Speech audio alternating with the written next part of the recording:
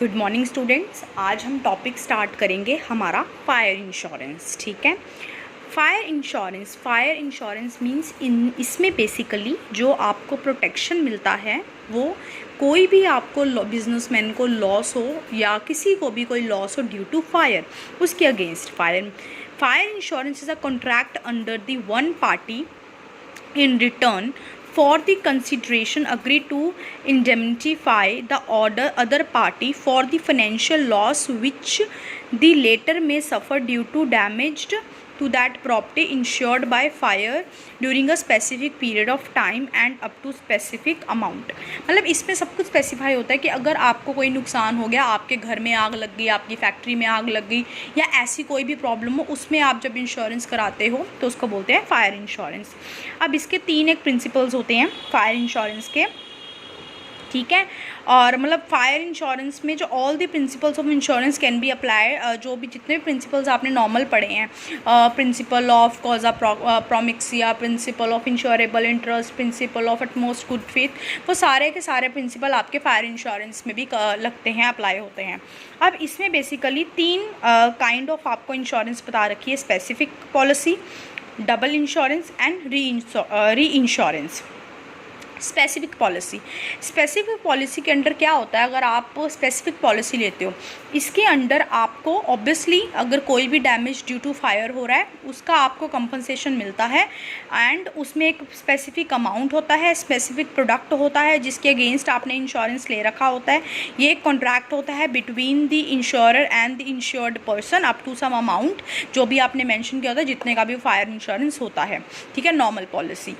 Double insurance क्या होता है, सम टाइम जो पर्सन है ना वो अपनी एक ही चीज़ की दो जगह से इंश्योरेंस लेता है। जब हमने पीछे भी पढ़ा था कंट्रीब्यूशन वाले में कि जब हम दो जगह से लेते हैं कि उसने घर का इंश्योरेंस एक्स से भी ले लिया, वाई से भी ले लिया, ठीक है, और उसको नुकसान 2 लाख का हो गया, तो दोनों मिलकर उसे वो 2 लाख देते हैं, ठीक है ना। मीन्स इसका कहने का मतलब ये है आप जितने मर्जी चाहो, a person is free to take any number of fire policies for the same property but he can not cover more than the loss amount or more than the value of insured property or more than the policy amount from the insurer.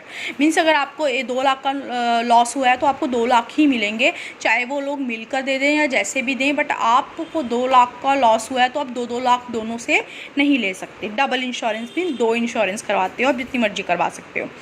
री insurance को ध्यान से सुनना, क्या होता है इसमें, क्या होता है जैसे सपोज एक्स पर्सन है, ठीक है, एक पर्सन है, उसने जो है इंश्योरेंस दी है, लाइक मतलब ए जो वो जिस प्रॉपर्टी की उसने इंश्योरेंस करी है वो ए की प्रॉपर्टी है। ए की प्रॉपर्टी जो एक्स है वो इंस्टीट्यूशन है या कोई फर्म है जो इंश्योरेंस प्रोवाइड करते हैं, इंश्योरेंस फर्म है, उसने 10 लाख की इंश्योरेंस पॉलिसी दी। तो अब क्या हो गया, जो वो पर्सन है एक्स है, जो इंश्योरेंस कंपनी है खुद, उसको लगता है कि यार 10 लाख का रिस्क कल को मुझे अगर पे करना पड़े तो मेरे लिए बहुत ज़्यादा हैवी अमाउंट है। तो वो क्या करता है, वो जो कॉन्ट्रैक्ट है ना, उस सेम कॉन्ट्रैक्ट को उस पर ऊपर फिर एक इंश्योरेंस ले लेता है फ्रॉम द थर्ड पार्टी। मतलब इसमें 3 लोग इन्वॉल्व होते हैं। फर्स्ट जो इंश्योर्ड है पर्सन जिसकी प्रॉपर्टी है, सेकंड जिससे वो इंश्योरेंस ले रहा है, ठीक है, डायरेक्ट लिंक में है, इंश्योरेंस ले रहा है, ठीक है, इंश्योरर क्या करता है, फर्दर वो भी इंश्योरेंस ले लेता है from the third party for that same contract. Suppose जैसे इसमें एग्जांपल है कि एक्स एक पर्सन है, has insured property worth ₹10 lakh belonging to A. अब ए की प्रॉपर्टी थी, एक्स ने उसको इंश्योरेंस प्रोवाइड करी, एक्स को वो अमाउंट हैवी लगा 10 लाख का, तो एक्स ने फिर वाई से कॉन्ट्रैक्ट कर लिया, उसको री इंश्योरेंस कर ली 5 लाख की, कि 5 लाख वो वहाँ से कवर कर लेगा, तो इसको बोलते हैं री इंश्योरेंस, राइट। ये 3 तरह की इंश्योरेंस होती है। नाउ मरीन इंश्योरेंस, बच्चे मरीन इंश्योरेंस बेसिकली वो इंश्योरेंस होती है जिसमें वो रिस्क कवर करते हैं जो पानी, सी में होते हैं, लाइक पानी से रिलेटेड, जब आपको जो बेसिकली ये शिपिंग के टाइम पे की जाती है, ठीक है। इसमें जैसे अगर आपका कोई फ्लड आ गया या कोई स्टॉर्म आ गया या आपकी जो शिप है वो ख़राब हो गई या शिप में लीकेज हो गया, समथिंग लाइक दैट, ऐसी कुछ सिचुएशन में जो भी रिस्क होता है ना, तो उस चीज़ को जो इंश्योरेंस प्रोवाइड किया जाता है, उस केस में जो इंश्योरेंस ली जाती है उसको मरीन इंश्योरेंस बोलते हैं, ठीक है। अब इसमें अगेन इसकी भी 3 टाइप्स हैं, cargo insurance, hull insurance and freight insurance. Cargo में जो इंश्योरेंस होती है उसमें जो भी उसका सामान है अंदर शिप के, जो भी मेन कार्गो जा रहा है, लाइक जो भी मटेरियल है, गुड्स है जो एक्सपोर्ट इंपोर्ट हो रहे हैं उनकी, एंड साथ साथ जो पर्सन उसको बिलोंग करते हैं, उन दोनों के ही इंश्योरेंस इसमें प्रोवाइड होती है। हल इंश्योरेंस में पूरा का पूरा जो शिप है वो उस पर इंश्योरेंस मिलती है, उसको इंश्योर्ड किया जाता है, उसके फर्नीचर, उसकी फिटिंग, उसके tool, machinery, fuel, engine, everything हल इंश्योरेंस में। फ्राइट इंश्योरेंस में सिर्फ़ और सिर्फ जो गुड्स एक्सपोर्ट या इंपोर्ट हो रहे होते हैं सिर्फ उनको इंश्योर्ड किया जाता है, लाइक अगर उनको नुकसान होगा तो आपको कंपनसेशन मिलेगा, अदरवाइज़ नहीं। लाइक कार्गो में आपके लोग भी हैं जो वो भी इन्वॉल्व होते हैं और जो सामान आपका एक्सपोर्ट इंपोर्ट हो रहा है वो भी। हल में आपकी पूरी की पूरी शिप इन्वॉल्व होती है, अगर पूरी शिप में कोई भी डैमेज होगा तो आपको कंपनसेशन मिलता है। फ्राइट वाले में सिर्फ जो गुड्स ट्रांसपोर्ट हो रहे हैं, एक्सपोर्ट इंपोर्ट हो रहे हैं, उनको मिलता है, उनके लॉस पे आपको कंपनसेशन मिलता है। Now health insurance is basically provide for the payment of medical expenses in the case of illness. जब आपने देखा होगा कोई हॉस्पिटल में एडमिट होता है, अगर उसने इंश्योरेंस अपनी हेल्थ इंश्योरेंस करा के तो उसकी पूरी बीमारी का खर्चा फ्री में होता है, उसको बाद में उसका रिफंड मिलता है, ठीक है। अब बेसिक मेडिकल एक्सपेंसेस के लिए, मेजर मेडिकल एक्सपेंसेस के लिए, लॉन्ग टर्म हॉस्पिटलाइजेशन के लिए, मेडिकल सप्लीमेंट्स के लिए और डिसेबिलिटी इनकम के लिए, ये तरह के कुछ टाइप जो हैं इसमें कवर किए जाते हैं। Basic medical it cover the expenses of hospitalisation and doctor fees इसमें कवर होती है। मेजर में it cover the cost of your sudden disaster illness, मतलब कोई बहुत बड़ी, किसी को कैंसर आ गया, किसी को कुछ ऐसी कोई प्रॉब्लम हो गई वो।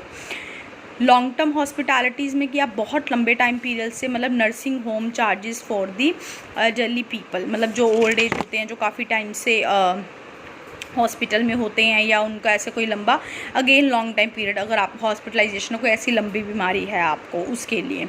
Medical supplements it fills gap in the Medicare programs of social security, like जो भी आप मेडिकल सप्लीमेंट्स लेते हो, जो मेडिसिन वगैरह पे होते हैं, उस पर आपको कंपनसेशन मिलता है, वो आपको मिलती हैं free of cost. Then disability income it replace the income lost by insured while the insured is unable to work.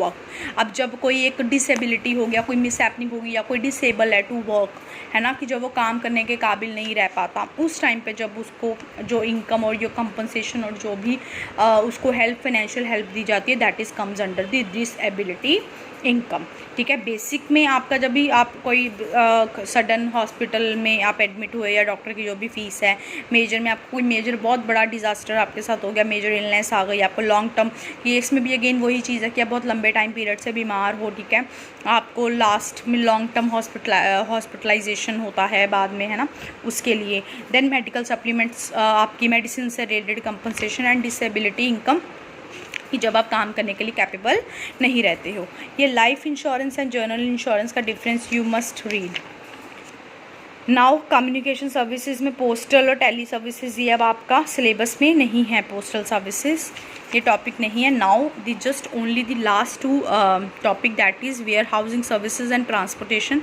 Where housing you know basically जब हम इसका means holding and preservation of goods from the time of their production और purchase, मतलब until their sale और use, कि जब वो produce किए जाते हैं, ख़रीदे जाते हैं और जब तक वो बिकते नहीं हैं और यूज़ में नहीं होते तब तक उनको हम स्टोर करके रखते हैं, और जिस जगह पे स्टोर करके रखते हैं that is known as the warehouse services, right.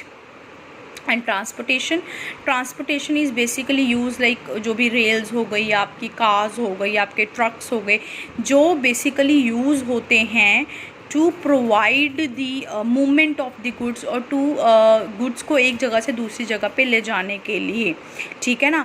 Means हमें पता है क्योंकि गुड्स जहाँ प्रोड्यूस होते हैं वो वहाँ के अलावा और बहुत जगह पर डिमांड किए जाते हैं।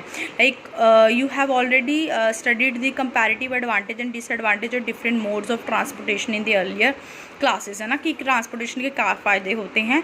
तो basically this service is consider to be important for business and speed is of essence in any business transactions. आप लोगों को प्रैक्टिकली पता है कि ट्रांसपोर्टेशन बहुत ज़्यादा रोल प्ले करता है कि कोई भी चीज़ को एक जगह पे दूसरी जगह पर पहुंचाने के लिए वो एक बिज़नेस को एक हेल्पिंग हैंड देता है, वो एक सप्लीमेंट होता है।